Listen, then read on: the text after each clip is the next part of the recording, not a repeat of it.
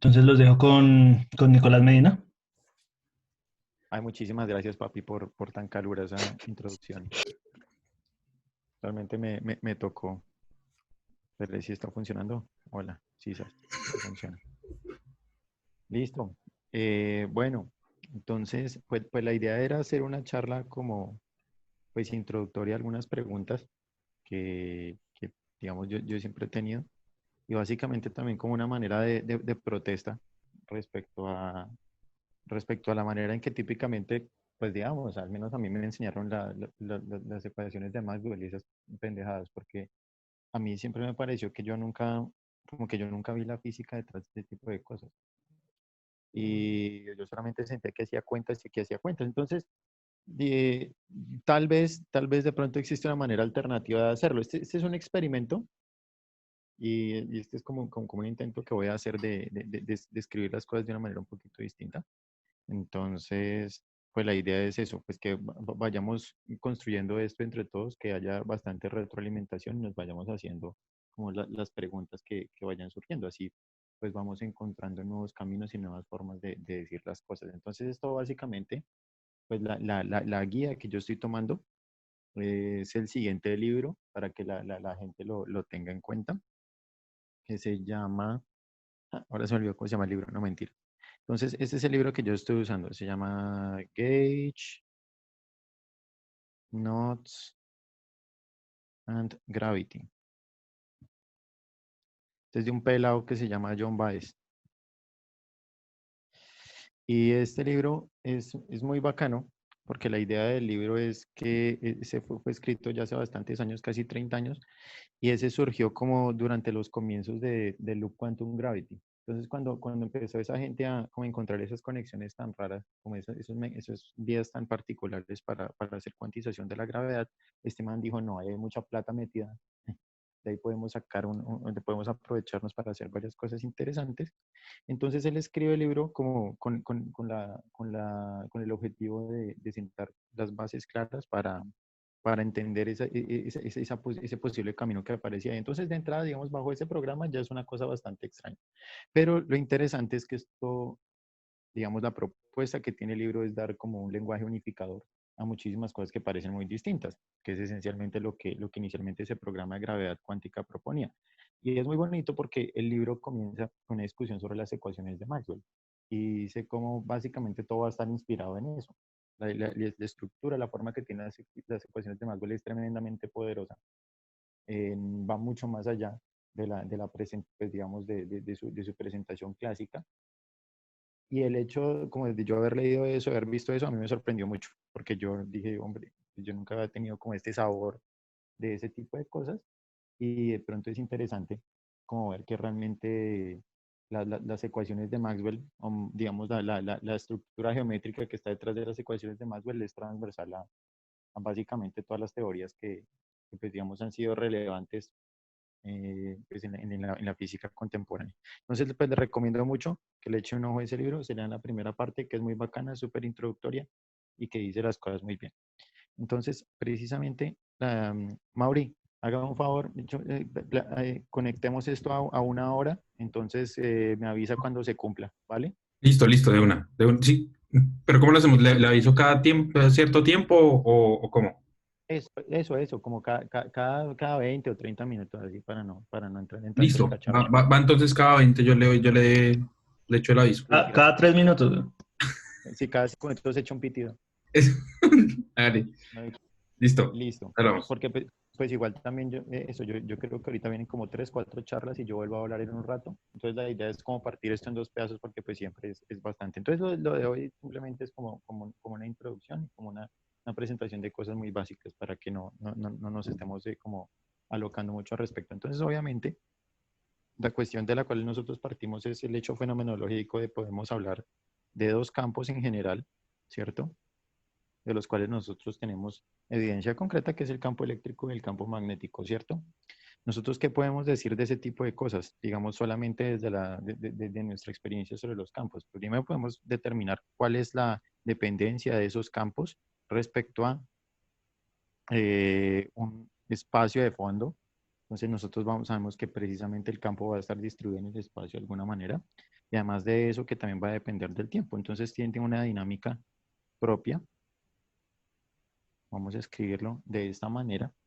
Y además de eso, yo no solamente voy a tener esta parte, que es desde el puro comienzo de nuestra experiencia con los campos, sino además de eso, yo tengo el hecho de que los campos van a depender a su vez de unas fuentes, ¿cierto? Entonces yo voy a tener un origen de esos campos, voy a tener una causa de esos campos en general, que básicamente es lo que nosotros denominamos la densidad de carga, y tenemos el vector densidad de corriente, que nosotros hemos ya manejado varias veces. Hay unas observaciones interesantes a nivel matemático que podemos tener sobre ese tipo de cosas, ¿cierto?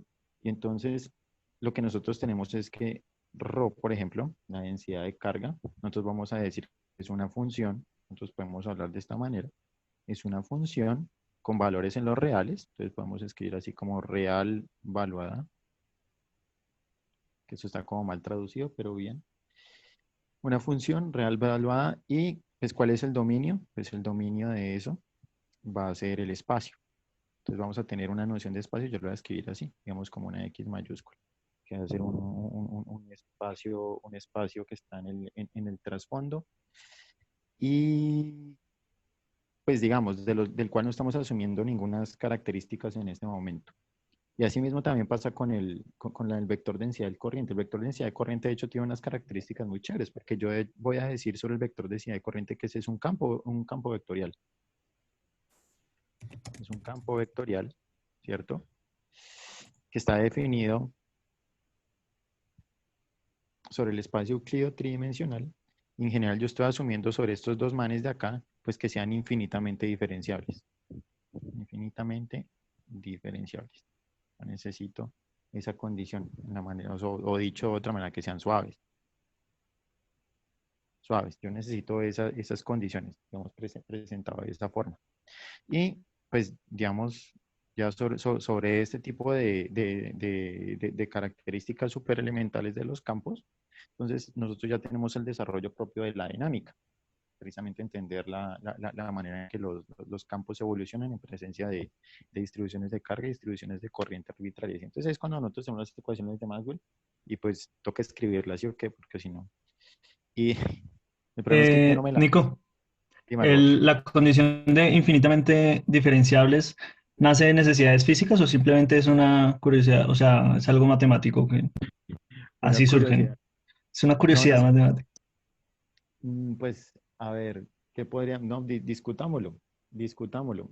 Yo personalmente creería que hay razones de peso totales para que sea infinitamente diferenciable, para que sea suave, porque simplemente, no, mentiras, Eh, no. Yo sí, creo que sí, no, sí hay, porque o sea, pues no tanto, porque de hecho es más restrictivo todavía. O sea, ¿Cómo lo esas, plantearía usted, Dani? pues digamos, bueno, acá como usted dijo, pues no está poniendo como una restricción muy grande, por lo que está como considerando las cosas en el vacío, ¿no? O sea, no está considerando nada de que ver con materia en este tipo de cosas. Sí, Pero claro. en general uno lo que hace en esta, digamos, en la formulación ya como tal, es dejar de trabajar con funciones. Digamos, esa idea de que sean pues, real valuadas, es como que sean puntuales, uno la comienza como a extender y comienza más a hablar más bien es de distribuciones, como de distribuciones, o sea, ya no funciones sino distribuciones. Ujú, claro. Entonces, pues justamente la RO y la J, pues que sí, Sí, claro. sí tienen significado como físico, pues sí cumplen unas particularidades, ¿no? Y digamos, esas ecuaciones de Maxwell que usted escribe ahí no vienen solas, vienen con un conjunto de, de condiciones de frontera. Eso al final, digamos, como la estructura matemática, implica que es Ujú, que sus operadores diferenciales o pseudodiferenciales, como quiera ver, no van a estar actuando sobre cualquier espacio de funciones, sino que en uno muy particular, ¿sí? claro, claro. Entonces, los campos, o bueno, al menos los potenciales, o sea, el vector potencial y el potencial escalar, Ujú, vienen o están al menos metidos ¿cómo se llama este espacio? En el espacio de funciones bueno, de distribuciones de Schwarz, creo. de Schwarz, sí. Sí, entonces usted tiene como esa peculiaridad para qué. O sea, yo lo interpreto a lo general es para que usted tenga Usted me ese está comportamiento diciendo que esto se hace bonito. manifiesto ante la existencia de cuerpos materiales, ¿cierto? No, Pero pues no, de fronteras no, realmente. ¿cierto? Porque usted también, o sea, así usted lo tenga en el vacío, usted quiere que el campo, por ejemplo, decaiga bien o que los potenciales decaigan bien en el infinito o en una frontera que usted coloque, ¿no? Claro, No es como de la región del espacio donde usted lo está considerando. Claro, si usted considera en general que no hay fronteras, pues ahí sí podría tener una cuestión súper general, pero pues pensando en la realidad, usted siempre debe tener al menos una frontera, un metal, alguna cosa por el estilo. claro, claro. Entonces, usted siempre, siempre con sus ecuaciones tiene un conjunto de condiciones de frontera que la forma Claro. Ese es matemática, el gran digamos, problema, de asegurar eso son trabajar con distribuciones, delimitar funciones que esas decaigan regiones de bonito. espacio, claro, circunscribir las Entonces, ecuaciones, ese tipo de cosas. Bueno, no, sí, importante. Ahí Bien, una pregunta, es dar que ese yo aspecto. ahora me confundí yo. O sea, acá esta ρ es la densidad de carga eléctrica. Sí, Y entonces estamos diciendo, esto es infinitamente diferenciable, esta distribución. yo hablaría más del campo vectorial porque, claro, nosotros, digamos así, nomás por encima podríamos pensar en distribuciones, digamos, típicamente uno escribe distribuciones con hartas dificultades en ese Claro. sentido, ¿no? Porque uno Ah, podría ya, entonces definir infinitamente diferenciables son los campos. una bola de carga, y Mm. pues eso, afuera de la bola ya no existe más. Claro, Entonces, una descontinuidad. Ah, listo. O sea, son los campos a los que decimos pues, infinitamente diferentes. yo exactamente. digo que igual Entonces, toca tener cuidado ahí, pero digamos que de momento como está yendo Nico, si no hay lío, porque como está pensando en el vacío, si no hay lío, pero porque la misma, de hecho, de llamar función de distribución a la densidad de carga o la densidad de corriente, pues viene de, o sea, no viene de gratis, ¿sí? O sea, esas dos funciones en particular, digamos, tienen que ser bien comportadas, no pueden ser unas cosas locas. Y eso implica que los operadores que están actuando sobre los campos electromagnéticos tengan que actuar sobre un cierto espacio de funciones, ¿sí? Y ese espacio de funciones también es particular. Y bueno, una de las cosas como consecuencias que saben de la estructura que debe tener ese espacio de funciones o ese espacio de campos, pues que particularmente son infinitamente diferenciables, pero es como particularmente. Ok, ok. bueno, curioso, curioso. Tenemos que hablar más al respecto, porque yo creo que hay varias cosas ahí. Es decir, el hecho, digamos, desde mi perspectiva, el hecho de estar hablando de operadores diferenciales o diferenciales y actuando sobre espacios de cierta naturaleza, pues me parece un poco oscuro también, que deberíamos tener como siempre, como realmente una conceptualización bien fuerte de ese tipo de cosas, digamos, para que no terminemos volviendo siempre a lo mismo y convirtiendo esto en un problema de análisis funcional o convirtiendo esto en un problema de espacios de operadores de algún tipo. Okay. Entonces, listo.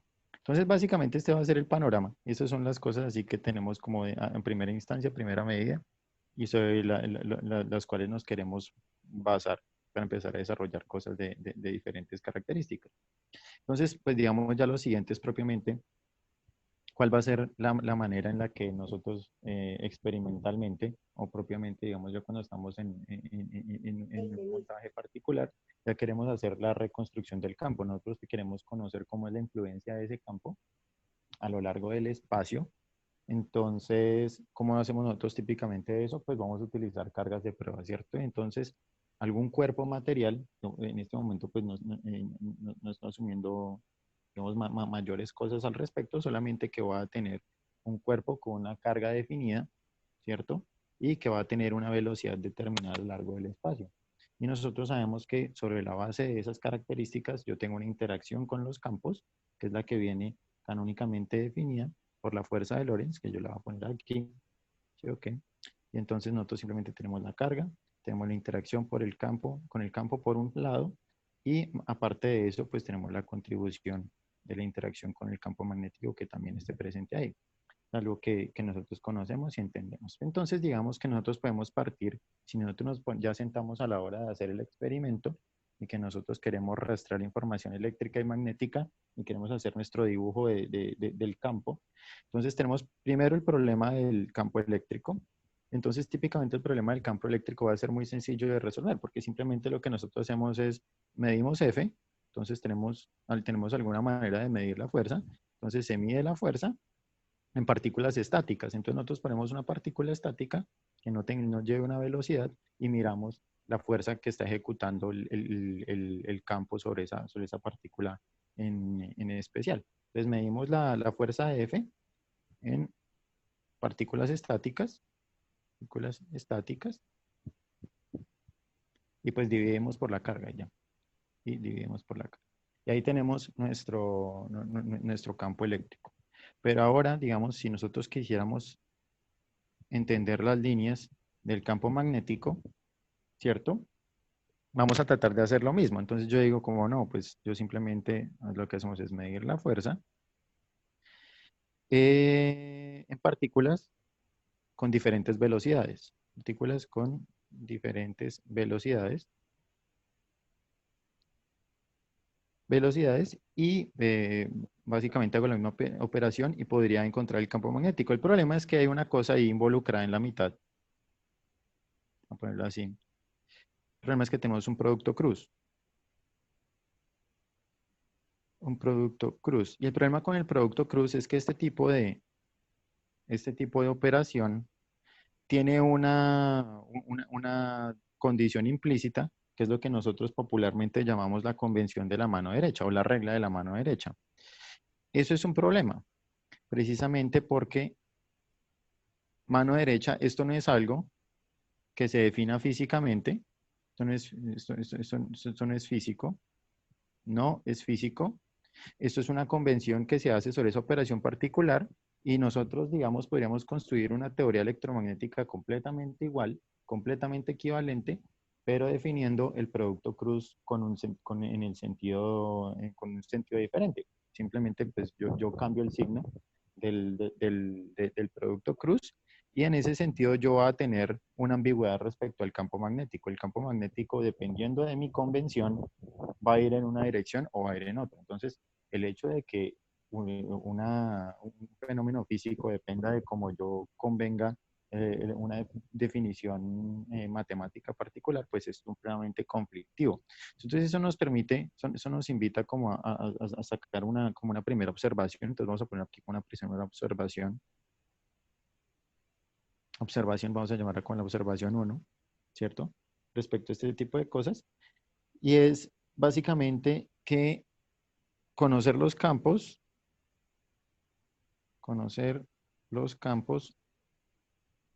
se puede hacer bajo convenciones de dirección, bajo condiciones de orientación de mis estructuras. Entonces, conocer los campos depende de convenciones sobre orientación.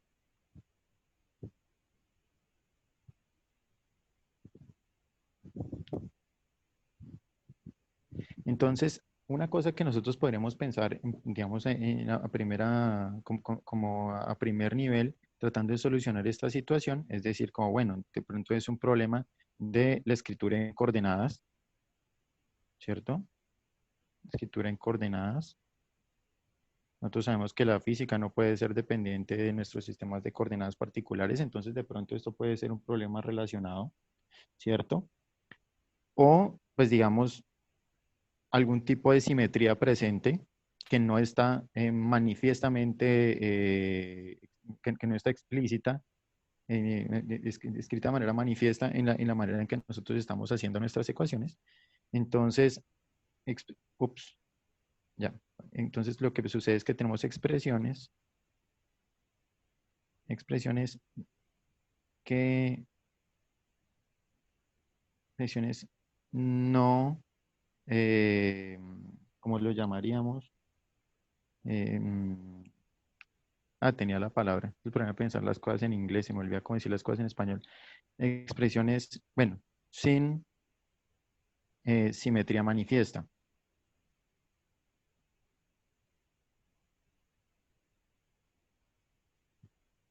Por decirlo de una manera.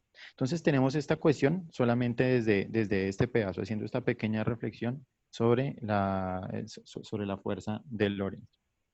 Una segunda parte del problema, nosotros la podemos mirar ya propiamente en en la diferencia que tenemos entre nuestras ecuaciones de Maxwell. Nosotros sabemos que vamos a tener las ecuaciones de Maxwell, las podemos partir en dos pedazos. Vamos a tener una parte con fuentes y otra parte sin fuentes. ¿No es verdad? Y entonces, lo que sucede es que vamos a arrancar en un primer nivel pensando que no existe carga, no existe distribución ni de carga ni de corrientes, ¿cierto? Entonces, digamos, ¿qué pasa si estamos en el vacío? Entonces, ρ igual a 0, J igual a 0, ¿cierto? Nosotros vamos a tener una simetría maravillosa entre las ecuaciones. Nosotros, pues, digamos, solamente por tenerlas presente acá, para verlo de manera clara, ¿cierto? Vamos a tener un sistema de ecuaciones con unas semejanzas muy particulares y que nos van a invitar a escribir el problema de una manera diferente. Entonces, teniendo las cosas de esta manera, nosotros vemos que este sistema de ecuaciones que tenemos ahí se va a comportar de una manera muy interesante, porque básicamente yo puedo hacer el siguiente conjunto de transformaciones. Yo puedo intercambiar los campos, ¿cierto? De esta manera. Y mis ecuaciones en el vacío, así como están descritas sin fuentes particulares, van a ser las mismas. Va a ser exactamente lo mismo. Entonces, más o menos, digamos, la imagen, la representación pictórica que uno puede tener del asunto, es básicamente uno tener aquí un plano en el cual yo tengo los campos como coordenadas, de alguna manera, por decirlo así, y yo voy a tener aquí una rotación de 90 grados. Entonces, el hecho de tener, de alguna manera, de ver que estos campos están obedeciendo o que pueden pertenecer, pueden como mapearse el uno al otro de una manera que aparentemente puede ser continua, invitando a pensar en algún tipo de simetría natural.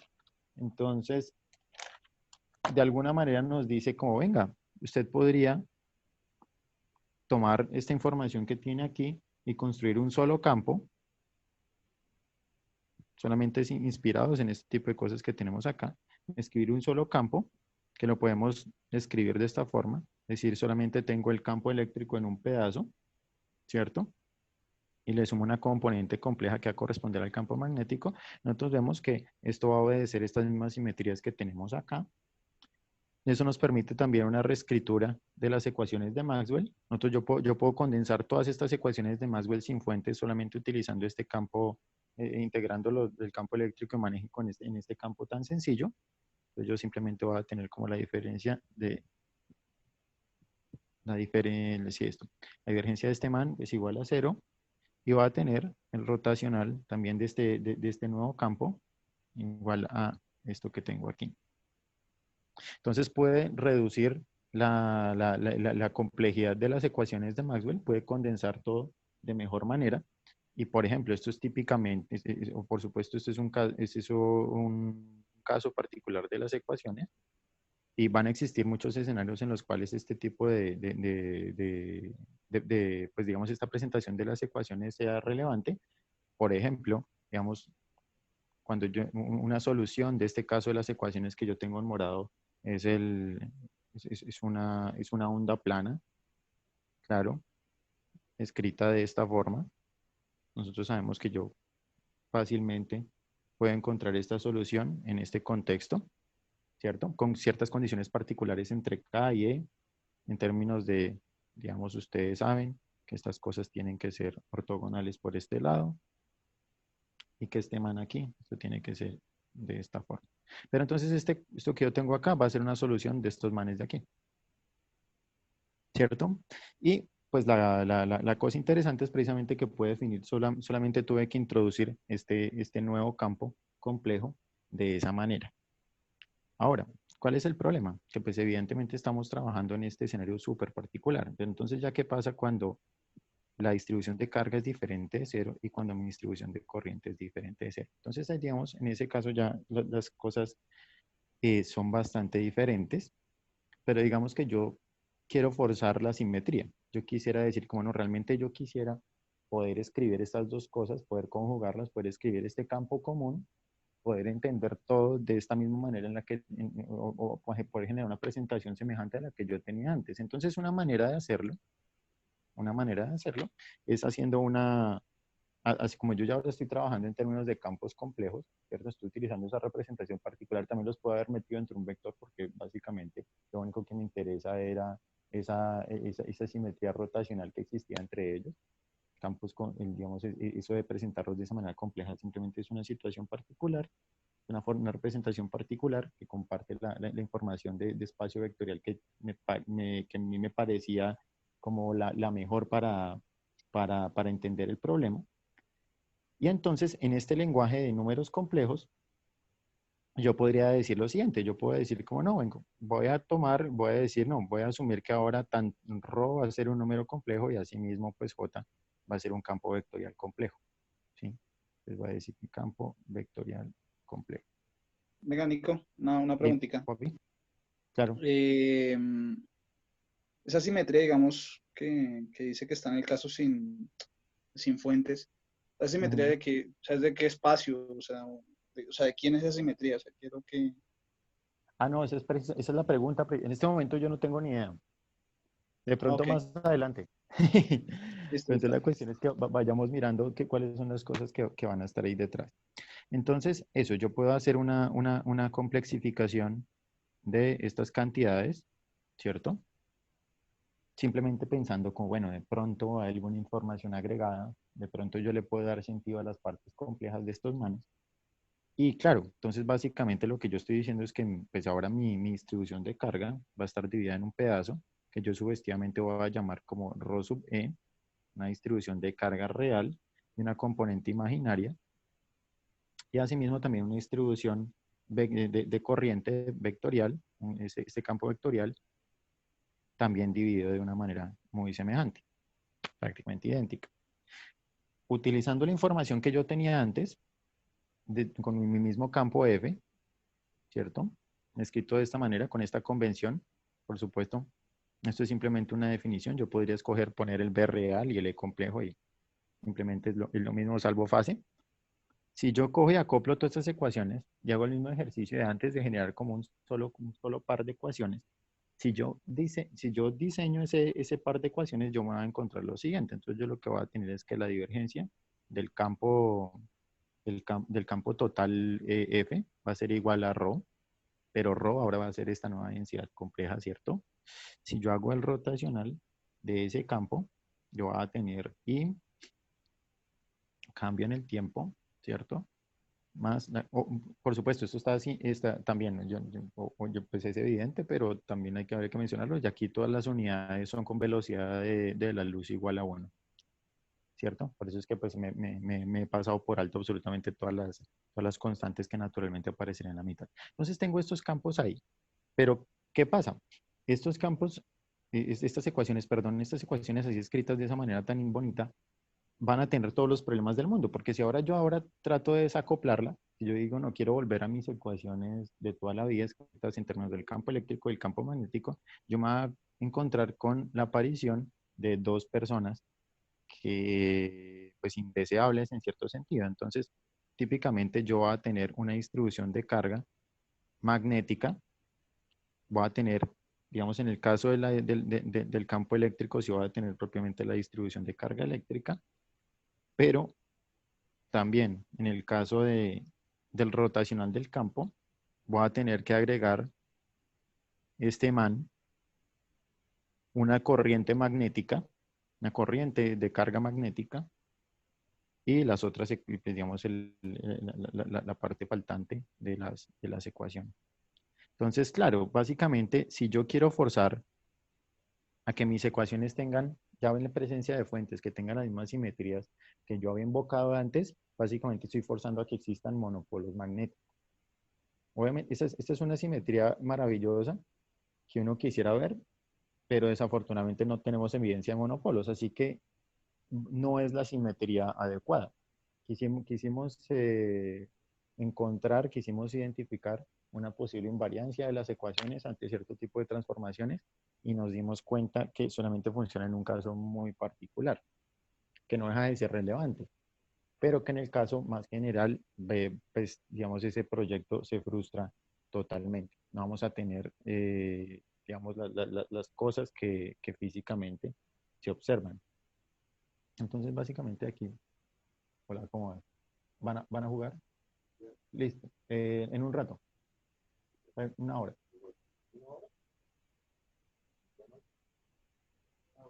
Ya.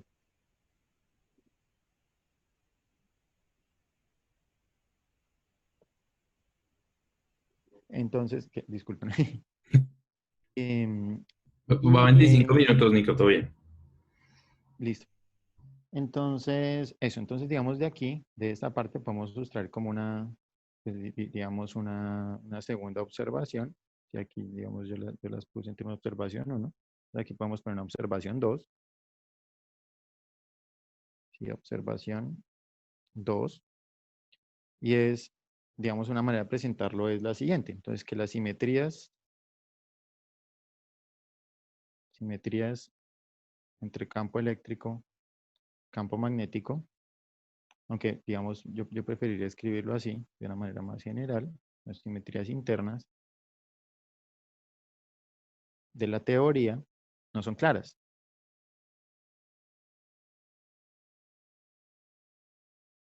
No son claras. Realmente nosotros no sabemos por qué se comportan de esta manera, por qué parece que son simétricas, pero realmente no tanto. Evidentemente debe haber algo detrás y en este momento no sabemos qué puede hacer. Una tercera parte, digamos propiamente ya de este problema, es lo que, digamos, es la simetría que nosotros conocemos, la más famosa, y pues uno podría en muchos sentidos decir que tal vez la más importante para muchos aspectos, y es precisamente la invariancia de Lorentz. Invariancia de Lorentz. Entonces, pues, digamos, nosotros conocemos perfectamente eso. No vale la pena repetir lo que eso corresponde, pero básicamente nosotros tenemos nuestras ecuaciones dependientes de una estructura espacial particular, X, y digamos, no estoy asumiendo nada en particular sobre eso, pero digamos, yo voy a tener un conjunto de transformaciones actuando sobre eso y que, digamos, si yo defino la existencia de mis ecuaciones de alguna manera particular, yo digo mis ecuaciones están definidas como esta familia de estas leyes dinámicas definidas aquí sobre esta estructura espacial.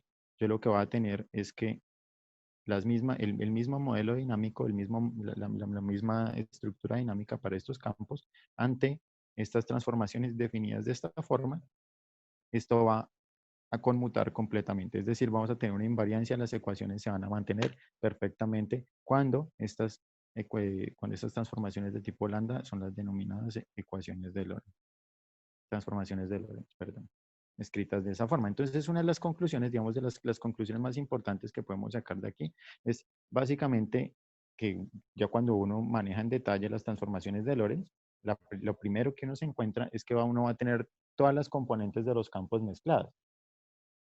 Cuando uno empieza a ejecutar transformaciones arbitrarias sobre los campos, entonces yo lo que voy a tener es que las seis componentes de los campos, 6 componentes acopladas. Entonces, en el caso tridimensional, por supuesto, del que estamos discutiendo, tanto las componentes del campo eléctrico por un lado, tanto como las componentes del campo magnético por un lado, todas ante transformaciones van a acoplarse en general, van a mezclarse de alguna u otra manera. Entonces, digamos, esta es lo que podríamos, digamos, señalar como como la observación de 3 respecto a estas. Observación 3 respecto a las ecuaciones de Lorentz. Y entonces, las ecuaciones de Maxwell, perdón, es básicamente que la invariancia de Lorentz, variancia de Lorentz no está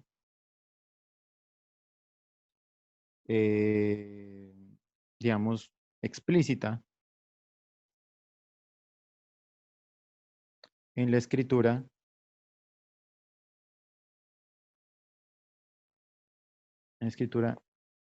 dependiente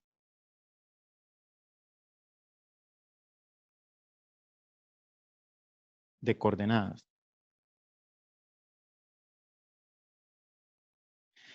Básicamente, ¿cuál es la invitación que nos hace esta observación? Si nosotros vamos a tener esta simetría esencial, típicamente nosotros tendríamos que meter las manos entre las ecuaciones en particular, tener la forma explícita de las transformaciones de Lorentz, y sobre la base de eso, aplicarlas y verificar precisamente que, digamos, ese es el ejercicio, verificar que las ecuaciones son invariantes. Pero nosotros podríamos conducir las cosas en un sentido distinto. Nosotros podríamos decir que canónicamente las ecuaciones de Maxwell van a satisfacer esa simetría.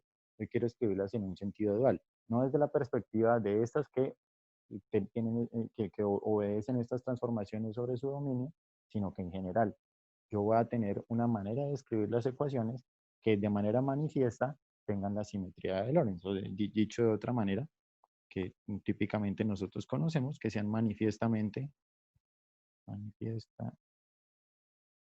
covariantes sobre ese escenario. Entonces, nosotros tenemos tres observaciones aquí que típicamente están relacionadas con, digamos, el problema de la escritura clásica de las ecuaciones.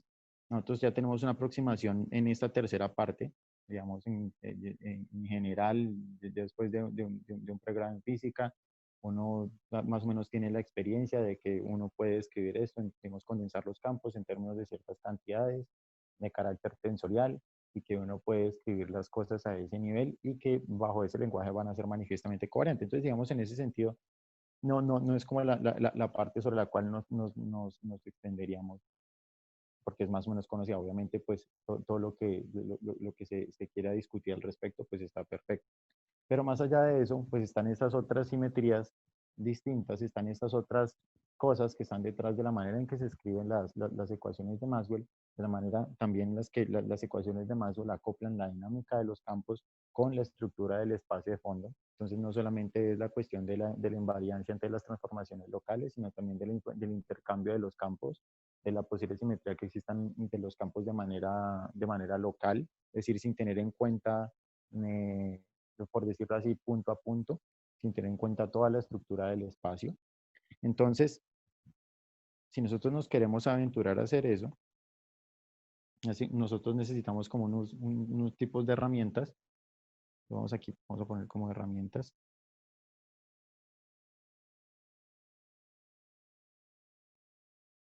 Que necesitamos para poder tener una imagen más clara de las ecuaciones, escribirlas en un lenguaje que tenga de manera explícita todas esas simetrías y que digamos, de manera dual, no sea desde de la pura perspectiva de las ecuaciones, sino precisamente desde este lenguaje de simetrías que podamos derivar toda la información física, porque van a estar ahí de manera explícita. Entonces, las herramientas. Entonces, lo primero es, esto es básicamente es una lista de cosas muy sencillas, pero que digamos que tal vez, digamos, no es común que todo el mundo tenga contacto con ese tipo de cosas. Entonces, por un lado, pues tenemos que hablar de variedades diferenciables.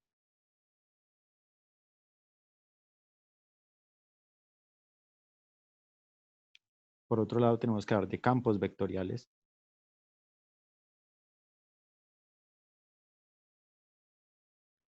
Y finalmente, de formas diferenciales.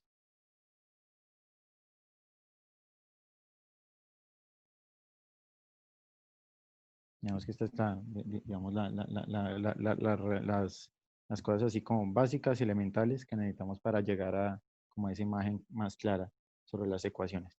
Entonces, Mauro, ¿cuánto tiempo llevamos? Empezamos a las y 13. Entonces, 30 y- 30 y alguito. Sí, sí, sí. Listo. Entonces, yo creo que por la parte de hoy, como que voy a ver qué tantos podemos conectar de estas dos cosas de acá. Me he dicho en 15 minutos que tanto podemos hablar de variedades diferenciables, de campos vectoriales, y después la parte de formas, si ya lo dejamos para dentro de un mes, la parte de formas, y hablar ya como pues, hacer la reescritura de las ecuaciones, y con la reescritura de las ecuaciones ya empezar a hablar de, pues digamos, de efectos interesantes o de manifestaciones interesantes de este tipo de simetrías. Entonces, vamos a hablar un poquito de variedades. Esto es algo súper concreto, lo voy a hacer así súper rápido. Yo sé que la mayoría ya ha tenido, aunque no sé ni siquiera quién esté conectado, pero la mayoría ya ha tenido un contacto con este tipo de cosas infinidad de veces, pero pues digamos siempre es chévere que uno le repitan las cosas, a ver si algún día a uno se le queda. Entonces, simplemente nosotros vamos a decir que, entonces tenemos aquí M es una variedad, es decir, que M es una variedad diferencial.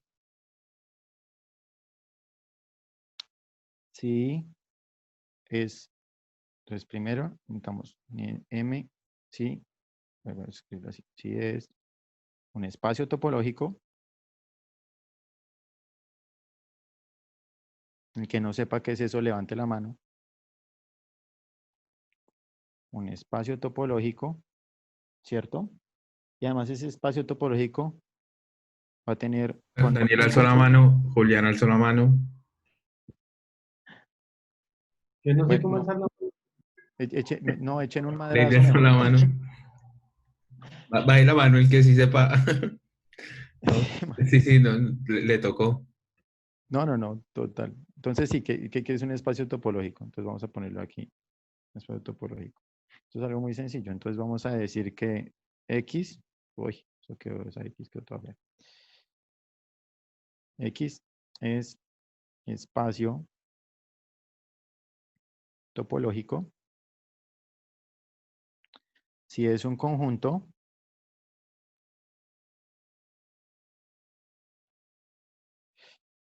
dotado de una estructura de subconjuntos, conjuntos, que voy a llamar T, y que pues va a ser igual eso, va a ser un conjunto de elementos U, digamos, indizados de alguna manera, le voy a decir como UI, algo así, ¿sí? Y perteneciendo a algún tipo de índice, que no conozco, subconjuntos T, tales que, si es un conjunto dotado de una estructura de subconjuntos, si tal que, perdón, tal que para U, I, U, J, en T, vamos a poner aquí, se van a satisfacer tres reglas particulares. Tres reglas particulares. Entonces lo que voy a tener es que UI unido con UJ va a ser un elemento de T. UI intersección con UJ va a ser un elemento de T. Y Dani, ayúdame con la tercera que no me acuerdo. La unión. Ah, no, la unión ya la tiene ahí. El vacío y todo el El conjunto vacío. son El abiertos. vacío. Ah, Sí, sí. el vacío y todo el conjunto, exacto. ¿Cómo fue que le puse al conjunto? Esperen, X. T, sí. No, No, mentiras, X. no, XXXX. eso, X. Sí, y X también pertenecen a la topología. Listo. Obviamente aquí hay consideraciones, ¿no? Entonces, la intersección puede ser arbitraria. En cambio, la unión no. Entonces, son todas No, uniones Nico, al finitas. contrario. ¿Al revés? Sí, tienes uniones arbitrarias e intersecciones finitas. Ah, gracias, Pa. Todo Uniones bien. arbitrarias. Ah, sí, claro, obvio, para tener todo esta mano. Listo. Arbitrarias, intersecciones finitas. Listo. Eso es un espacio topológico. Y a T, esta colección de subconjuntos, lo que llamamos T, es la topología de X, ¿cierto? Vamos a llamarlo de esta manera. Y los elementos de T U que pertenece a T es un abierto. ¿Sí? Yo sé que esto es súper raro, uno lo lee y uno, ni idea por qué esto será así. Y esto adquiere sentido como ya después de muchísimo tiempo. Sí, pero digamos, esa es la definición y así es y así es como se hace. ¿Alguna pregunta de los que levantó la mano? ¿Alguna cosa que no haya quedado clara? ¿No? Listo, No, todo bien. listo. Sí, esas son solamente las únicas consideraciones que tenemos al respecto. Eso, entonces es variedad diferencial. Eso, tenemos que sea un espacio topológico de algún tipo, con cualquier topología que se nos ocurra. Y aparte de eso, voy a tener una colección de manes definidos de esta manera. Estos phi son unas funciones donde estas funciones están definidas desde algunos abiertos que pertenecen a ese espacio topológico a Rn. ¿Mm? Donde entonces, aquí vale la pena mencionar, entonces M es una variedad diferencial, voy a poner acá n dimensional, entonces aquí sí es explícito el n, y entonces aquí lo tenemos precisamente donde U alfa abierto, que pertenece a un cubrimiento, entonces abierto que pertenece a un cubrimiento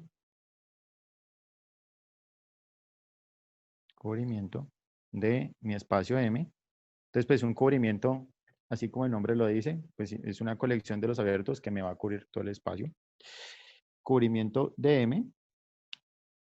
Y entonces aquí voy a borrar esto. Sí, creo que está grabado, entonces no hay lío si lo borro, porque necesito el espacio. Ya. Entonces pertenece, sí, U alfa abierto que pertenece a un cubrimiento de M, tal que, entonces tenemos que este man, la composición de phi alfa con un phi beta inverso, es una función suave,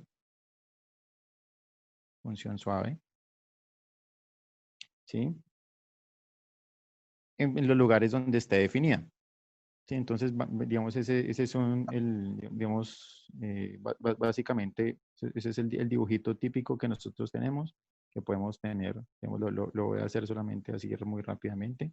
Voy a tener aquí el abierto del U alfa, voy a tener aquí el otro man U beta, voy a tener aquí Rn por este lado y Rn por este otro lado. Y entonces, ups, lo escribí creo que al revés, pero bueno, no importa. Entonces, el inverso de este, pues miren cómo está definido es hacia abajo, no hacia la variedad, sino hacia el espacio R. Entonces, la inversa, ¿quién es? Pues es el man que sube hasta acá, el man sube aquí, mira en qué lugar hay una intersección, entonces realmente subes acá, y después nosotros volvemos a bajar. Entonces, vamos en esta dirección de cosas, y lo que estamos buscando es que este mapa de Rn en Rn, descrito de esta manera, pues sea suave. Eso es lo que nosotros queremos, no queremos otra cosa más. Ahora, precisamente, las cosas escritas de esta manera nos están hablando de una variedad diferencial, pero digamos, por ejemplo, ¿qué pasaría si nosotros relajáramos la condición respecto a la naturaleza diferencial de esta función, que denominamos función de transición? Si solamente nosotros dijéramos, voy a poner acá, si phi alfa compuesto con phi beta menos 1, ups, es función continua, solamente, no le exijo suavidad, solamente le exijo continua. Entonces, digamos, esta misma definición lo que me conduce es a una variedad topológica. Variedad topológica. Eso es importante solamente como por cultura de general, que no todas las variedades son diferenciales. Hay otro tipo de variedades más generales. Listo. Entonces, Nico, digamos, Nico, una pregunta. dime, papi. seguro que o sea, para el espacio topológico no tiene que tener más cosas, porque uno, pues bueno, aparte de diferenciarlo, uno también quiere hacer como integración en esas variedades, entonces, Para definir que una yo, que yo medida ahí. recuerde, que yo recuerde, uno necesita cosas así como para compacto. Ah, sí, no, eh, claro. Sí, total, total. Tiene toda la razón. Pero, digamos, eso, eso ya es propiamente como para los problemas concretos, ya cuando nos vamos a meter en cuestiones físicas. Digamos, aquí que estoy hablando, digamos, en ese sentido muy, muy general, no necesito introducir ese tipo de cosas, pero tiene toda la razón, tiene toda la razón. Nosotros tenemos que ok, ok. introducir para compacidad y tenemos que introducir, ¿qué más era? Son dos Hausdorff, creo. cosas. Creo que Hausdorff y innumerables, ¿no? O no ¿Es Exactamente. sé, para compacidad o compacidad? Hausdorff para y para compacidad. compacto. Tiene que ser Hausdorff y para compacto. Sí, la para compacidad es una cosa ahí como medio intermedia entre compacidad y otra cosa, un poquito más restrictiva. No, ¿cómo es que es para compacidad? Jackish, con Jackish, que es el máster de topología. ¿Qué es la definición de para compacidad? No, para compacidad no me acuerdo. No, madre, que Pero nadie le pone atención a esa mierda. Pero bueno, se la quedamos debiendo a Julián. No, porque sí es una vaina bien truculenta. Sí, sí, es una definición bastante complicada. Sí, es bien, bien de mierda. Pero es cierto, o sea, las dos condiciones, y de hecho realmente yo debería ponerla aquí porque es importante, lo vamos a poner aquí dentro de una caja. Esas dos condiciones, digamos, en el sentido físico más general, no las podemos evitar. Necesitamos para compacidad por un lado, para compacidad y que sea de Hausdorff.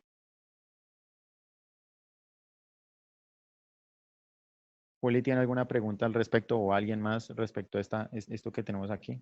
Que no sea qué es para compacidad. ¿No? Listo. Listo. Pues, o sea, no sé si los demás lo tengan claro, No, pero no, no. qué es ser de Hausdorff. Ah, Eh, de Hausdorff. Entonces, ser de Hausdorff, ese sí es bastante chévere porque simplemente nos dice lo siguiente, yo voy a decir que mi variedad va a ser de Hausdorff, ¿sí? Digamos el dibujito que siempre ayuda. Yo voy a tener dos puntos P, Q, ¿cierto? En mi variedad. Entonces, esto es un espacio topológico. La cuestión es que existen ciertos tipos de abiertos, ¿cierto? Particulares, que yo los puedo centrar en dos puntos. Entonces, digamos, va a haber un común aquí, un man que está rodeando a P. Digamos, voy a llevarle, esto es un tipo, ahora pueden haber muchísimos, ¿no? Aquí solamente estoy escogiendo uno en particular y aquí estoy escogiendo otro en particular. Entonces aquí está UP y UQ. Entonces simplemente son dos abiertos centrados en ese punto, el punto P y el punto Q. Realmente uno los denomina vecindades. Entonces son la vecindad de P y la vecindad de Q. ¿Qué pasa? Que vamos a decir que nuestra variedad es de Hausdorff si esto que yo acabo de dibujar es posible. Es decir, que para todo par de puntos, es decir, que para todo PQ existen elementos en la topología, digamos elementos en las vecindades de PQ, tal que la intersección sea vacía. Entonces, bueno, podemos decir como UP, UQ, elementos en la topología, tal que UP intersectado con UQ, esto sea vacío. Entonces, básicamente que van a existir abiertos que me permitan separar cualquier par de puntos. Yo escojo dos puntos y siempre yo voy a poder decir, este mantiene su vecindad chiquita acá y este mantiene su vecindad chiquita acá. Si usted no puede hacer eso, si por ejemplo existen, al menos para un par de puntos, que una vecindad de uno siempre va a encerrar al otro, entonces nosotros decimos que ese espacio no es de Hausdorff. Eso es, Julio. listo.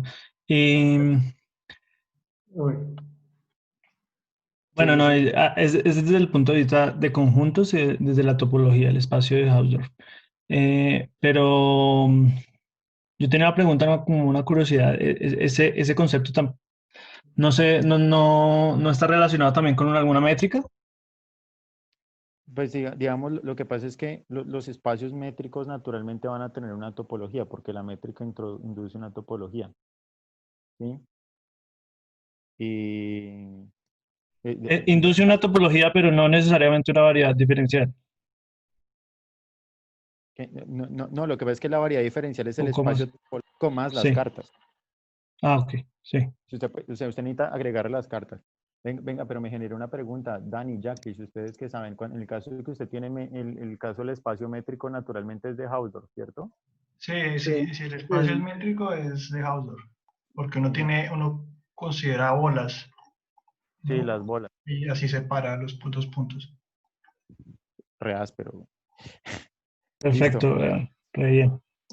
listo. Entonces, esa parte ya la tenemos. Entonces, digamos, una cuestión que queda ahí le podemos poner en tintero, bueno, que espera un es como, momentico, bueno, Nico, Nico, una cosita. dígamelo, Pues de papi. pronto para que no quede volando la idea de para compacto, o sea, igual solo va a dar la idea como intuitiva, ¿no? O sea, si Ah, lo leíste. uno, Eso, bótalo. uno como tiene tantos, o sea, uno está intentando cubrir la variedad con bolas abiertas, separar puntos también con bolas, ese tipo de cosas, como que uno está intentando como tapar la sabanita o el espacio Quizás, como con parches pequeños.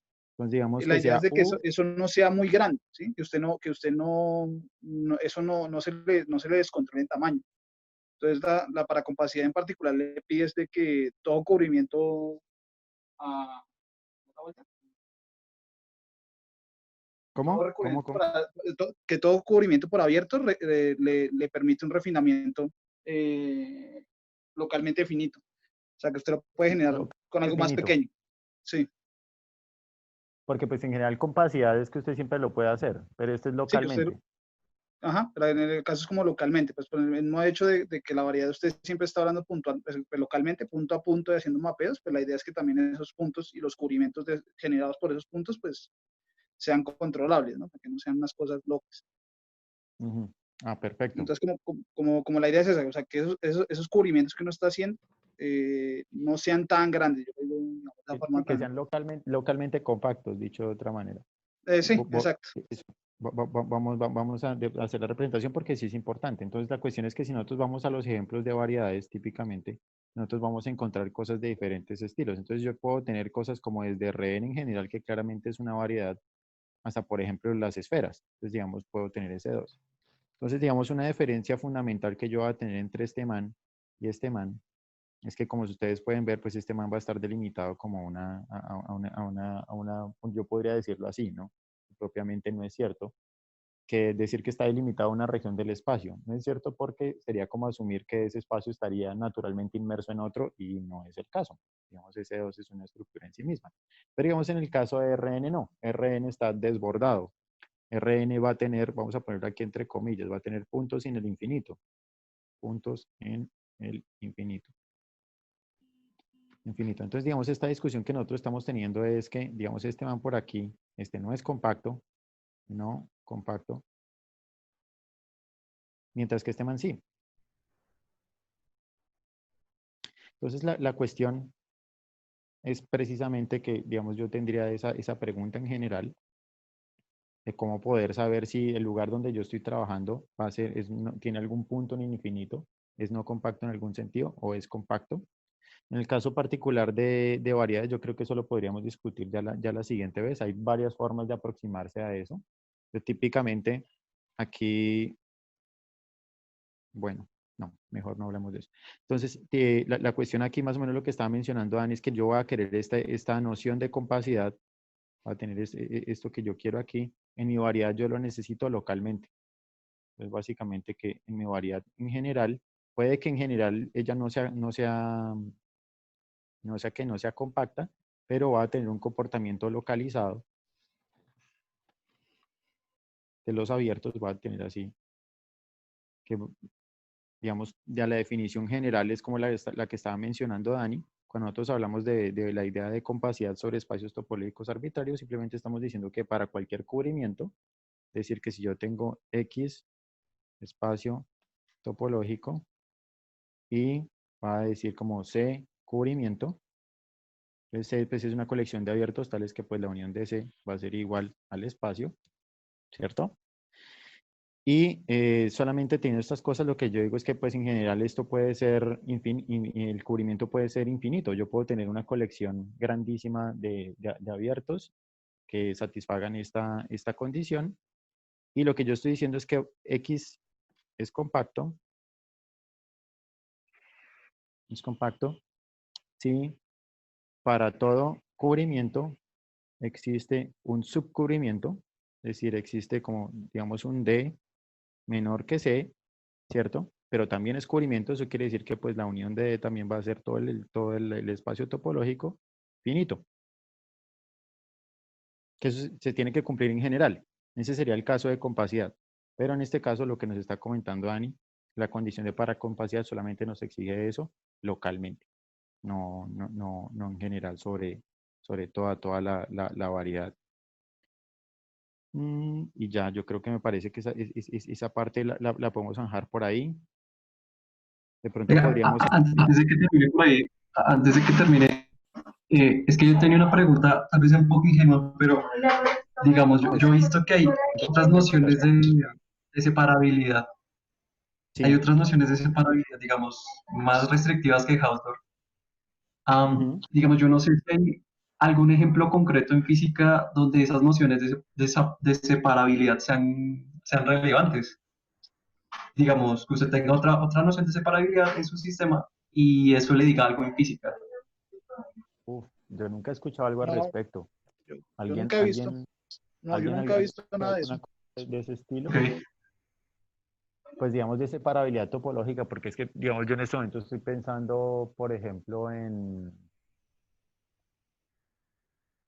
no, yo creo que es una manifestación de lo mismo, porque, digamos, en este, ¿cómo se llama? En Heine Borel geométrico, cuando uno puede identificar secciones del espacio con funcionales, entonces usted siempre puede decir que existe va a existir como una frontera entre los lugares en el cual el funcional va a adquirir diferentes valores.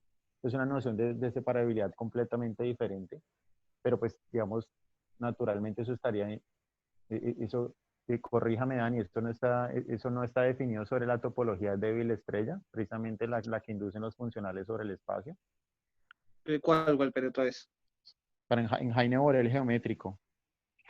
Sí, marica, no me acuerdo. No, ni idea. Sí, bueno. Pero sí, no, yo no, honestamente no sé, man. Yo nunca he escuchado de una... Pues, sí, no, o sea, como otras cosas de separidad, no, yo he visto como cositas en cuántica donde le quitan lo de Hausdorff a la idea de variedad y trabajan como con eso. De pronto habrán otras nociones de separabilidad allá, pero Ah, raro. O sea, pero sí, realmente Hausdorff es como lo que uno necesita. sí, no, tenía en la cabeza, no es Heine Borel, porque Heine Borel estaba pensando en esto, en RN, en los cerrados de RN, ¿no? En Bolzano. Pero bueno, no importa. Sí, no. Ah, listo.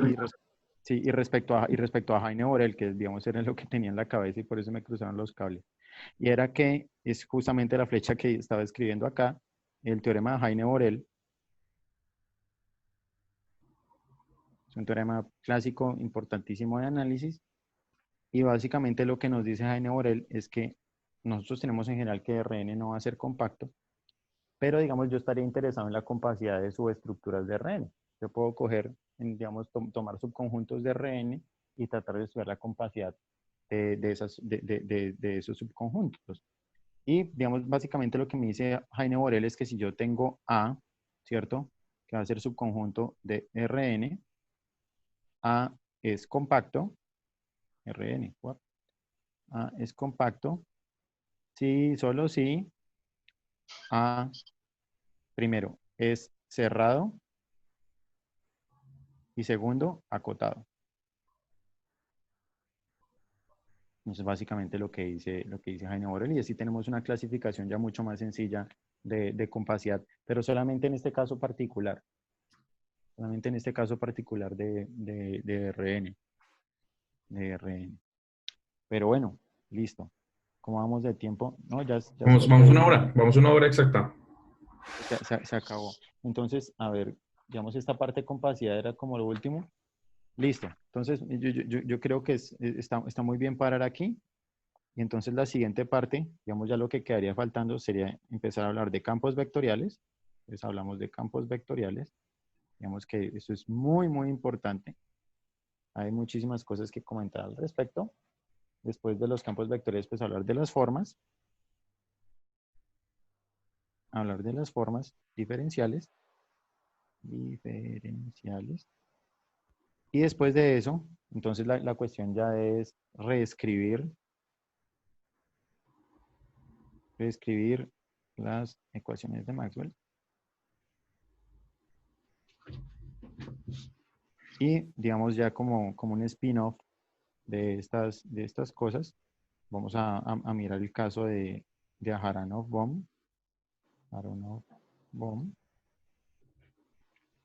Ya digamos en este lenguaje ya aparece este tipo de información topológica del espacio codificada en la escritura de los campos de una manera muy, muy bonita y muy interesante.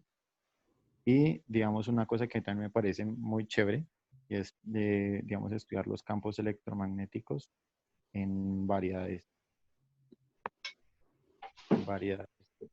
no planas. Y pues digamos haciendo toda la discusión al respecto de las cosas que aparecen en la mitad. Y ya, digamos esto sería como suficiente por hoy para que no nos Oiga, canse. Nico, Dime. una cuestión, una pregunta. Cuando uno hace Aharonov-Bohm, sale una fase topológica. Sí, Es la interpretación de la fase topológica en ese sentido sería como que la fase topológica aparece del fibrado que va de un espacio a otro. sí, pues no, No, pues bueno, pero precisamente estas son las cosas que uno estaría como pensando en este punto. Precisamente eso es lo que vamos a hablar aquí. Porque ya, digamos, cuando lleguemos a esta parte, las ecuaciones de Maxwell van a estar naturalmente escritas sobre un fibrado vectorial con toda la información que hay al respecto y pues ya es natural, precisamente ya en ese momento ese tipo de cosas de por qué este tipo de, esta teoría, porque este tipo de teorías, porque esto va a identificar toda una familia, toda una clase de teorías general, van a tener la capacidad de identificar este tipo de efectos topológicos o geométricos del espacio en general. Entonces va a ser muy bonito porque, digamos, en este caso yo puedo detectar este tipo de efectos aquí de manera canónica. Ya cuando tengamos todo este lenguaje vamos a poder hablar de una cohomología de RAM. ¿Sí? Cohomología de RAM. Y eso a mí me permite, básicamente las cosas que yo voy a tener aquí, el tipo de cosas que va a detectar la cohomología, van a ser los mismos efectos que yo voy a tener en Aharonov-Bohm. Pero voy a ver que puedo ir mucho más allá. Puedo realmente extenderme y pensar en otro tipo de cosas. Más chévere. Sí, porque, pues sí, en este momento no, pues digamos, es difícil como hablar de fibras vectoriales porque no, pues no creo que todos tengan contacto con esas ideas. O sí. sí. No, pues. Porque si es el caso. El caso sigue.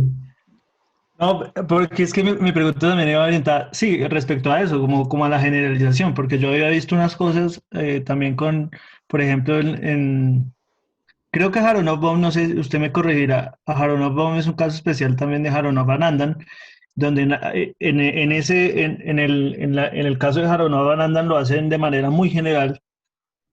Entonces, como que sería como posible también identificar cuáles son los espacios para en los cuales aparecen esas fases topológicas. ¿Perdón? Y ahí, Entonces, o sea, son no, cosas que le iba a decir que tal vez ahí, o sea, la discusión sea que yo asumo que Nicolás de pronto va después a hablar de grupos de homología. Y lo que pasa ahí es que simplemente el grupo de de homología es homología distinto. solamente, homología no. De holonomía, perdón.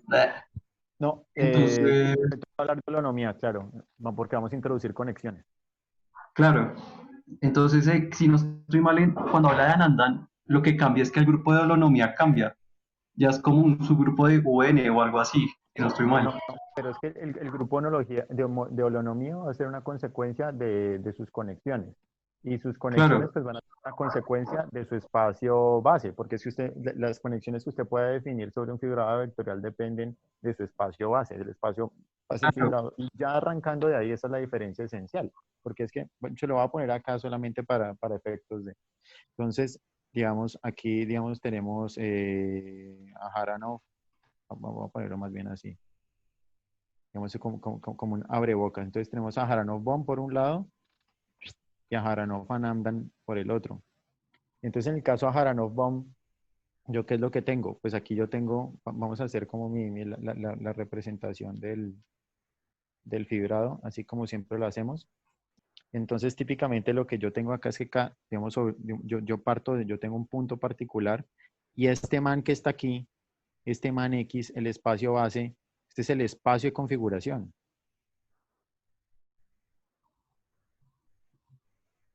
De configuración, ¿sí? La fibra sobre P, esa va a ser la fase. Ese va a ser el grupo de, digamos, ese va a ser básicamente sí, el grupo de, ¿el qué? Sí, esa Sí, va a ser la el fase U1. asociada sobre está definido. Entonces, básicamente eso, pues sí, digamos, lo que yo tengo aquí en general es un fibrado principal con simetría U1. Y entonces estos son los estados salvo, pues digamos, ante la fase. Entonces vamos a tener como una U1 módulo, va a tener aquí como un espacio de Hilbert. Sí, eh, sí, en efecto. Sí, es que escribámoslo solamente así, para no tener que meternos como en la descripción específica de la fila como espacio vectorial. Entonces yo simplemente lo que tengo es una fase que se está moviendo ahí. Entonces a medida que yo me muevo a lo largo del fibrado,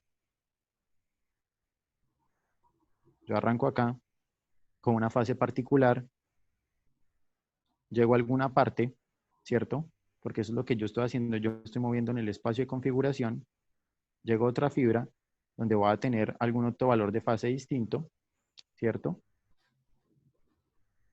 Y básicamente la cuestión es que si Q es igual a P, si yo le estoy dando una vuelta, pues eso me va a generar un mapa de la fibra en sí misma y esa transformación de la fase, eso yo puedo probar que eso va a ser un invariante topológico de este man aquí arriba, ¿cierto? Que va a ser, pues digamos, esto es lo que va a encarnar la información de los estados. Aquí tengo, en cada fibra tengo los estados de mi sistema, salvo la fase. Cuando yo lo completo voy a acumular esa fase, pero lo que yo voy a tener es que esa fase acumulada pues va a ser un invariante topológico de este man hacia arriba. Entonces yo voy a poner acá arriba como propiamente como los estados físicos, no los estados físicos, estados en general, estados del sistema. Ahora, la cuestión interesante aquí, ¿cuál es? Pues es que cuando uno tiene un fibrado vectorial descrito pues digamos en general, y yo estoy describiendo este desplazamiento horizontal a lo largo del fibrado, la manera como yo comunico las cosas entre los vecinos, entre fibras vecinas, va a ser a través de la conexión, y la conexión básicamente lo que me está indicando es cómo transportan elementos de fibras en fibras cuando yo me muevo a través de campos vectoriales del espacio base. Entonces, yo voy a escribir por acá, por ejemplo, de P. Yo tengo este vector. Este es un elemento que vive en un campo vectorial de P que yo he escogido.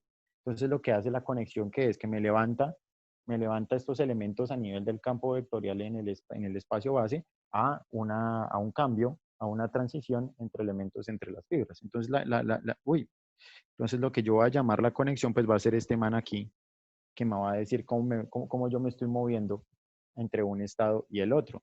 Esa conexión, la conexión, es exactamente lo mismo que el potencial vector.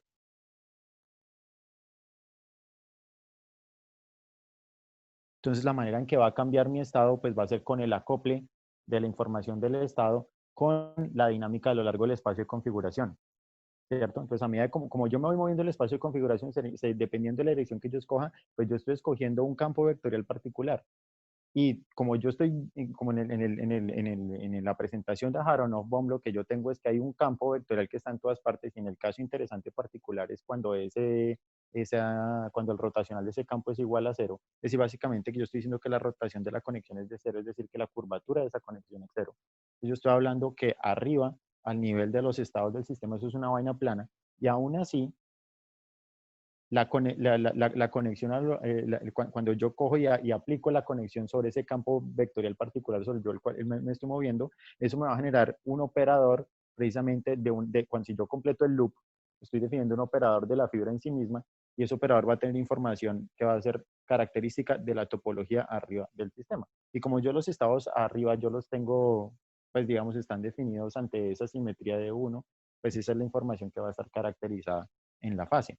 Entonces, así básicamente lo que yo tengo ahí, digamos, la receta de Aharonov-Bohm es el espacio de configuración en la base, la conexión va a estar definida por el potencial vector y, digamos, la fase geométrica va a ser simplemente, digamos, en el lenguaje que utilizó Dieguito, va a ser el operador de holonomía definido pues, de la fibra en sí misma.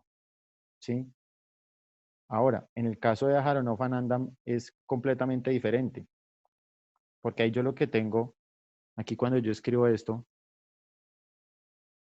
también es un fibrado vectorial, pero en el caso de Aharonov-Anandam X, de hecho cambió el nombre, porque esto realmente aquí, pongámosle B. Ahora B son los estados físicos del sistema. Es una cosa completamente diferente. Es una cosa completamente distinta. Entonces, cuando yo estoy hablando de estados físicos del sistema, por ejemplo, en el caso de mecánica cuántica, en el caso de mecánica cuántica son las matrices de densidad, ¿sí? No los elementos del espacio de Hilbert, yo estoy hablando de matrices de densidad. O los rayos, si yo los quiero ver en ese lenguaje. Entonces, lo que yo tengo aquí en B es un espacio de rayos. ¿Y qué es lo que yo voy a poner? El proyectivo de Hilbert. Exactamente. Entonces, el B va a ser igual al proyectivo de Hilbert. El espacio de Hilbert de mi sistema. ¿Mm? Y aquí, digamos, en la parte de arriba,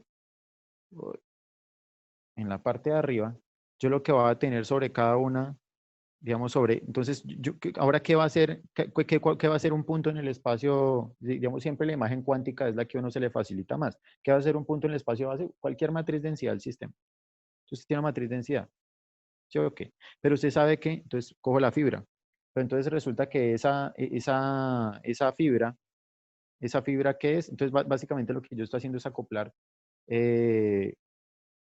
También depende, es que depende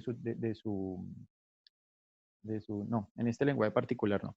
Entonces, en este escenario particular, pues simplemente va a ser, ahora sí, digamos, aquí no fue delicado el escribir esto, pero en este caso sí es exactamente 1. Porque simplemente lo que yo estoy cogiendo es que estoy expandiendo la clase de equivalencia de elementos en el espacio de Hilbert que están asociados a la misma matriz de densidad, es decir, el estado salvo fase. Entonces aquí la fibra va a ser una fase, cualquiera. Entonces aquí ya todas las fibras van a ser fases en ese sentido, pero obviamente, ahora si yo, digamos aquí arrancando del punto P, si yo vuelvo y hago lo mismo que planteé en primera instancia acá, si yo cojo y me paro acá en una fase particular sobre una matriz de densidad particular, es decir, básicamente, ¿qué es un elemento en el espacio de arriba? Es un elemento en el espacio de Hilbert. ¿Sí? Obviamente, ustedes pueden ver que existen pues, semejanzas y que existen manifestaciones muy parecidas entre ambas cosas, pero esencialmente nosotros tenemos objetos de una naturaleza muy distinta. Básicamente porque a la izquierda, pues digamos, nosotros vamos a ver que eso va a ser un caso particular de lo que en general nosotros podríamos pues, llamar una fase de Berry. En el caso de la fase de Berry, pues yo aquí tengo un espacio de parámetros de cualquier naturaleza y lo importante a la izquierda de la pantalla es que pues el espacio fase son cosas que yo manipulo. El espacio base son cosas a las que yo tengo acceso operacionalmente, que yo puedo cambiar sobre mi sistema. Yo puedo mover la partícula o en el caso ya general de fase de Berry yo puedo manipular algún parámetro. Yo tengo mi setup experimental, a la derecha no. A la derecha yo perdí completamente la visión operacional de la situación.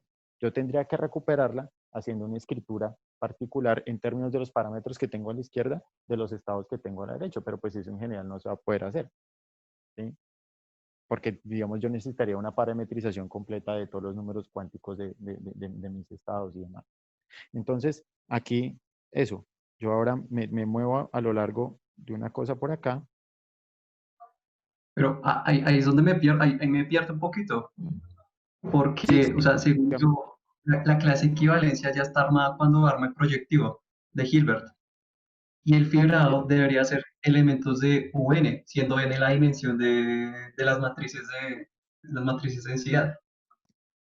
Sí, O sea, yo también iba a preguntar algo parecido porque Porque sí, o sea, dependiendo del número de sistemas que yo tenga ahí en mi espacio de Hilbert, eso puede cambiar a UN. O sea, usted puede tener tantas fases topológicas como usted quiera. ¿Qué era lo que decía Dieguito? Dieguito decía aquí poner las unitarias sobre cada una de las fibras de Anandan.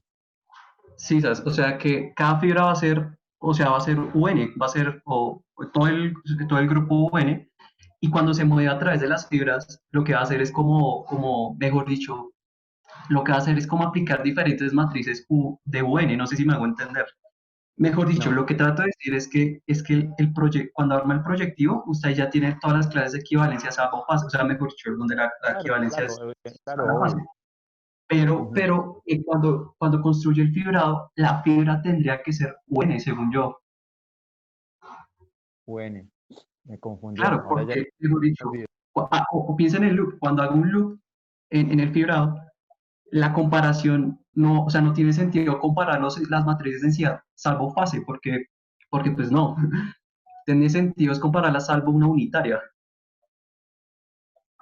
Salvo la unitaria. Sí, claro. Sí, claro. Entonces, en ese sentido, o sea, yo siento que la construcción debería ser que en vez de U1 debería ser UN.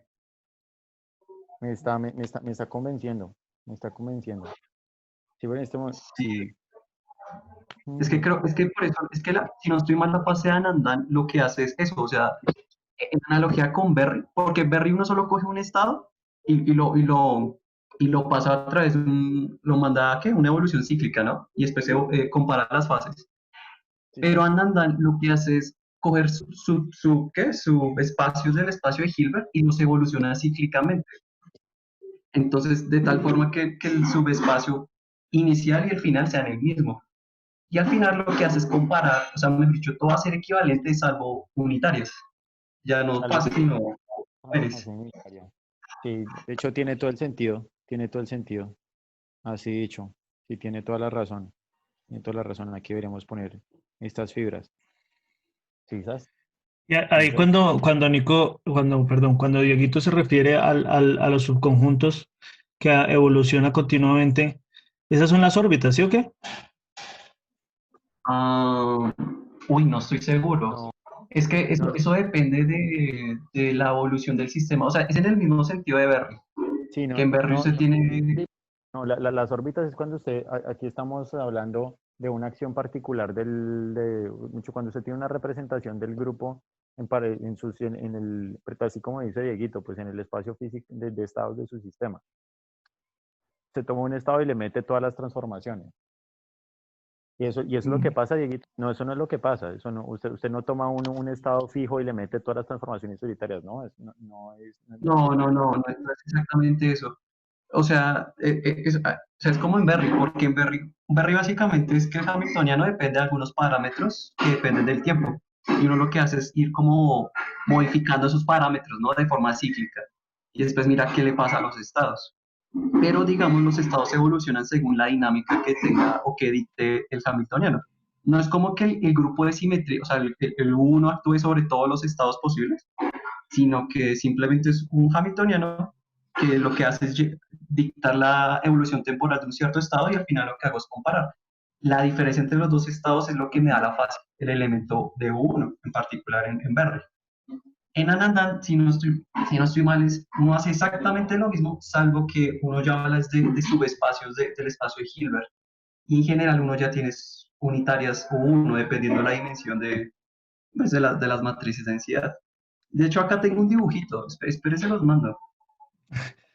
Que tengo un dibujito. Oiga, Era la referencia, pero sí tiene, o sea, Dieguito tiene toda la razón, tiene toda la razón. Aquí, digamos, lo que yo tengo sobre las fibras es un elemento de unitarias arbitrario. Pero Dieguito, entonces, Nico, digamos Nico, así, digamos, a grandes rasgos, esa es la cuestión, digamos, esa es la cuestión fundamental. Claro, existen formas de mapear unos en otros, pero no es algo que sea trivial. En general requiere bastante trabajo transportar la información de algo tipo Berry con un espacio base de esa naturaleza, con el caso de Alhambra no Panandan definido sobre espacios proyectivos. Nico, ¿Sí sabes? No, pues me parece como que Sí. se desvió un poquito como toda la charla. O sea, de hecho, empezó a hablar con lo que dijo que iba a terminar la próxima charla.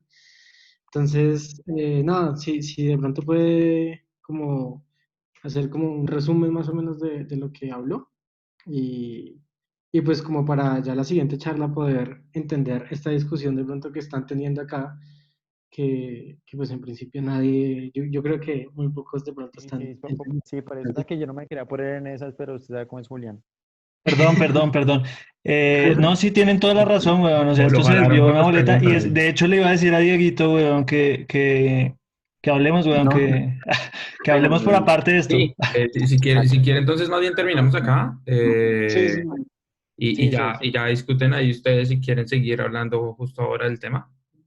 Paramos la grabación que estamos llevando Sí, es y, mejor. y vemos. Sí, ¿O eso. alguien Bueno, tiene algún otro comentario muchísimas como gracias. pertinente Eso, antes o alguna cosa? preguntas propiamente sobre la charla. No, Sí, no, no, no porque no sobre hubo, los no hubo aspectos. muchas sobre la charla, sino sobre lo que venía. Sí, Sí, sí, yo preferiría que de pronto Nico sí hiciera como el resumen, como para volvernos a ubicar, porque es que nos salimos completamente. Listo. Entonces, de pronto ahí con ese resumen algunos podrán preguntar algo puntual. Y pues aprovechando que ya Nico tiene ahí para Sí, no, escribir. pues básicamente nosotros arrancamos desde, entonces tenemos la formulación clásica, ¿cierto? La formulación clásica de las ecuaciones de Maxwell, ¿cierto? Nosotros encontramos ahí un par de cosas, entonces teníamos tres observaciones.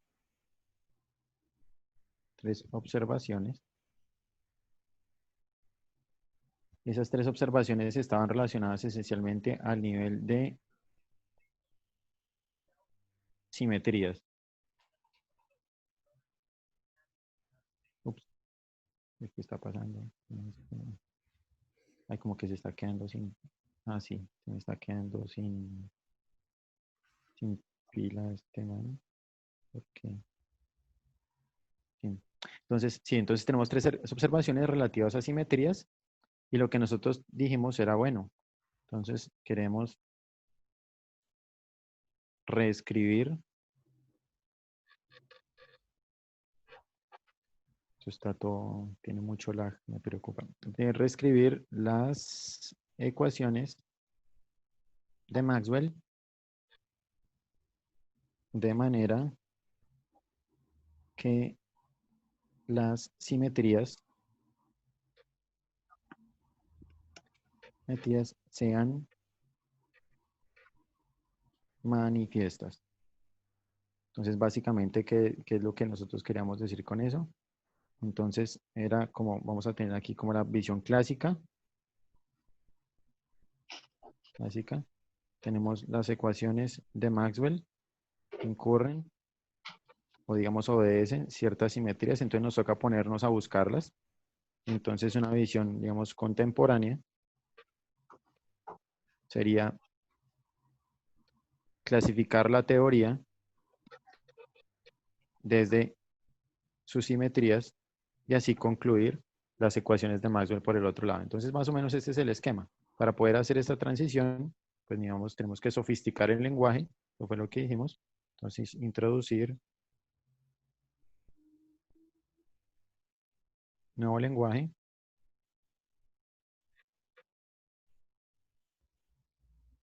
y ya, básicamente es el programa. Digamos, ya partiendo de este pedacito que tenemos acá, ya es muy fácil conectar con las cosas que estamos hablando ahorita, que son esencialmente problemas de simetría. Entonces, esa cuestión sobre las fibras y demás son problemas de simetría. Y estas cosas que estuvimos mencionando aquí en la parte en azul responden a la naturaleza, por decirlo así, local de esas simetrías y de la manera en que transitamos entre la información definida en ciertos puntos del campo a otros puntos del campo. ¿Y ya? ¿Alguna observación, algún comentario? Listo, no. Entonces, si no hay ninguna observación, no hay ninguna pregunta al respecto, entonces Eh, damos ya. yo ¿Perdón? sí quería preguntar así Únicamente. brevemente. Ah, sí. No, primero, muchas gracias a Nico por la exposición, ¿no? Muchas gracias, Y, tan querido. y Weón. que muy bonito y toda la Palabra. cosa. Pero no, así brevemente, lo que me llamó la atención del evento fue el título de Physics by Drinkers. ¿Esto cómo entra aquí o qué? Pues se supone que todos estamos tomando. Todos estamos aquí bajando licor. Diga, todos estamos tomando una pola. Exacto. Uy, pero ¿y por qué me dicen hasta ahora que como un idiota? Total, Todo weón. sobrio, poniendo Logística, cuidado. logística, Vamos a brindar todos. Es que termina la charla, todos prenden las cámaras y nos emborrachamos, weón. Ah, no, listo. No, yo lo hablo en serio. Ya me traigo mi pola entonces. Eso, hágale pues, weón. Bueno, bueno, ahora sí yo creo que Mauro puede dejar de grabar. Listo, sí, pare, Yo pare. creo, ahora sí esto yo ya... creo que yo- ¿Cómo? Pare la sí, graba. dejarla ahí la grabación para que no sea tan larga. Sí, voy a parar ya entonces Ahí ya la discutimos grabación. igual. Pues igual, gracias a Nico, estuvo muy bien. Y pues a todos los que vinieron, ¿no? Que también me parece interesante que cada vez estamos teniendo más personas interesadas en, digamos, en la iniciativa.